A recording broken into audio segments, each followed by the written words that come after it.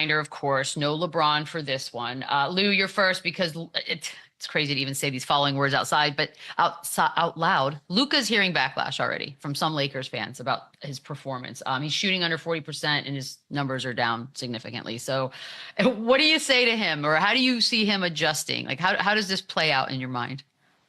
It takes time. Fans are finicky. There's going to be ups and downs, especially when you're not one of their homegrown guys like we just talked about earlier in the show. You know, there's going to be criticisms, and welcome to Los Angeles. Even on nights that you win games, you will be criticized. You will be picked apart. That's what part of being in this type of market does for your career. And you got to have tough skin to be a Los Angeles Laker. So get used to it, brother. Keep hooping. Yeah, the lights are a bit brighter in LA, but games like this with LeBron out against a good Milwaukee team, Giannis, Dame, Luka needs to go out tonight, be the best player on the floor, and get this win for them. But they're a half game out of the 2 seed. Like, everyone calm down, relax. It takes time. He was out a month before the trade. It's only been 12 games, a small sample size. But tonight's a big statement game where, listen, I got this. This is my team. I can lead us to victory. Real quick, Lakers Bucks, say it, Chandler. Bucks. Lou. LeBron, by those standards, is not an all-time Lakers great. Lou, you buying that? No, I'm not buying that. So with that logic, Shaq wouldn't be an all-time great. He only played 8 years with the Lakers. Did get championships out of it, but he falls short on your time commitment part of that argument. If that's the case, by 2005, would we say Kobe Bryant wouldn't have been a Lakers all-time great 8-9 seasons in when he still has the championships? Like, putting a 10-year part on it is one thing. Putting a championship part on it is another. Putting them together is a ridiculous argument. So it's tough. Listen, yeah, so again, what is actually your criteria? 10 years and 3 championships? If that's your criteria, I'm not buying it, because 2 of your biggest all-time Laker greats at some point in their careers didn't meet that criteria. So I'm not buying it. So I'll take Kobe out of it, and I'll just say Shaq. Shaq didn't play 10 years with the Lakers. He played for the Lakers for 8 years. Is Shaquille O'Neal not an all-time Lakers great? Stop it if you say that he isn't. So, no, I'm not buying that. So the 10 years seems to be a big one. Yeah, that's tough. 10's hard. Also, there's a lot of great players that don't have 3 championships that have played for the Lakers. True. So it doesn't make sense at all. LeBron is already a Laker great. Listen, again, there's so much history here with the legends that have come before him, but he won a championship already. The impact he's had, the turnaround he's had, the elite level of basketball he's playing with at his age, like everything that he's done so far definitely puts him in that category. And I disagree full-heartedly with this. Do you know what's interesting, though? And I do talk to a lot of, like, radio-wise, a lot of callers and whatnot. And it's interesting to me that Lakers fans, still Lakers fans, but they don't love LeBron. Like, they don't consider him a Laker the way they have sort of embraced and loved the Kobes of the world. So I do find that interesting. And that, by the way, that could switch. And I'm wondering what it would take. Yeah, it's just different. A different vibe. Yeah, Kobe is homegrown. Like, even the Shaq argument, Shaq basically forced his way to the Lakers back in the day. That's where he wanted to play. And this was LeBron's 3rd stop, and so he's not a homegrown Laker. He's on different time, but he's still LeBron James. He broke the scoring record with you.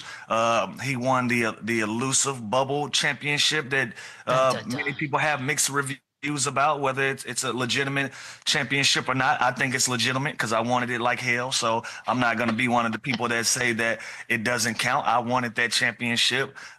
He's went out there and accomplished things in the purple and gold, and he's going to be recognized as a person to do some of these things in the purple and gold. So I think when it's all said and done, that would change. That part of the conversation will change because he did these things on your team. But I understand where the Laker fans come in and say that we don't really put him on the Kobe level because Kobe was homegrown.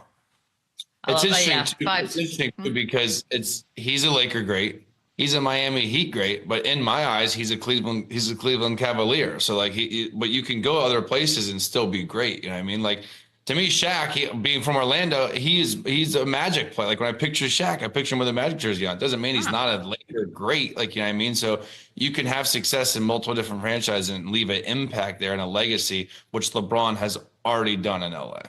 Yeah, no, I think it's an interesting conversation. It changes. It's fluid. Moving on, Doc Rivers said that Giannis deserves more recognition, Chandler, and he's already become a forgotten great player in the league. Are you buying that?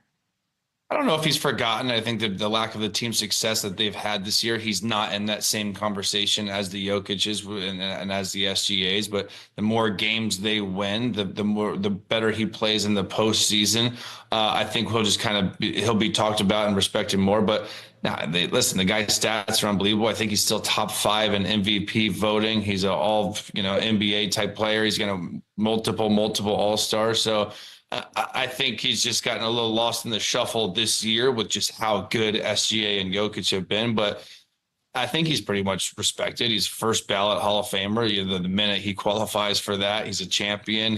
He's one of the greats. He's one of the greats that the league has ever seen. So again, maybe this year we're not talking about him as much, but I disagree with this. I think people still talk and respect and know who Giannis is. What's going on over there, Lou? This is where I think Giannis gets lost in the sauce and criticize whatever. I feel like Giannis hasn't added pieces to his game. As you get older, as you evolve in this game, you got to add something. And you usually see guys add something. Like we saw Shea add pieces to his game from last year to this year. Jokic has been way more dominant this year than he was last year. Like you see guys adding a piece. I want to see Giannis add a piece to his game. That mid-range. We were talking about his mid-range earlier in the season. Kind of got away from it. Add the 3 ball, add something to your bag that we hadn't seen. I think it's just more of the same. And once they kind of had some turbulence earlier in this year, and then they kind of righted that thing, that kind of put him in a tricky position. He was in the MVP conversation, but I would just love to see Giannis add something to his game for that to happen. But I don't think he's one of the forgotten greats. I think he's still top 4, top 5 in this league. I just would love to see him add something to his game, and I think that would help that argument.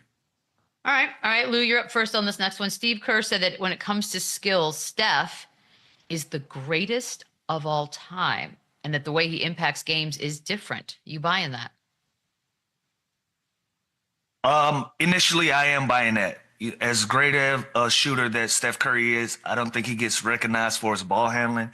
I don't think he gets recognized as much for the way that he can finish around the rim with his left and his right hand. And obviously, him being a 3-point threat, can shoot the ball all the way from the parking lot. He has a mid-range game, too. Floater game, all of these things. And that adds up to you being a skilled player. If you can reach in your bag and impact winning in a lot of different ways besides what people recognize you for, which is going to be his 3-point shooting ability. But he can do it all. Steph can do it all. So is he going to go down as one of the greatest all-time skilled players?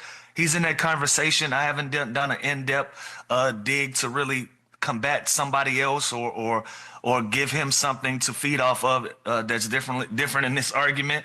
So right now, I will probably say he's right. So I'm buying that. Okay. Huh. Yeah, I mean, shooting is a skill, and he's the best shooter of all time. And again, I think because he's so good at shooting, people sleep on the attention that he should get on his ball handling, on his pass.